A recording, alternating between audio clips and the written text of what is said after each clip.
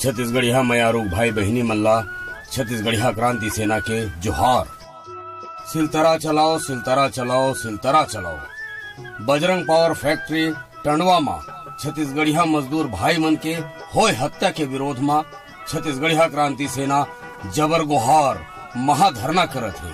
त आओ और जुरियाओ 7 नवंबर दिन सोमवार के बिहनिया 10 बजे सिलतरा चौक में बजरंग पावर फैक्ट्री के मालिक के खिलाफ हत्या के धारा 302 लगवा के हथकड़ी लगवाए खातिर हमर भूइया ला करिया करे के विरोध में, मजदूर भाई बहनी मन के शोषण के विरोध में, परदेसिया मन ला नौकरी दे के विरोध में, मृतक मजदूर भाई मन के परिवार ला 50 लाख मुआवजा देवाए खातिर, घायल मजदूर भाई मन ला 30 लाख देवाए खातिर।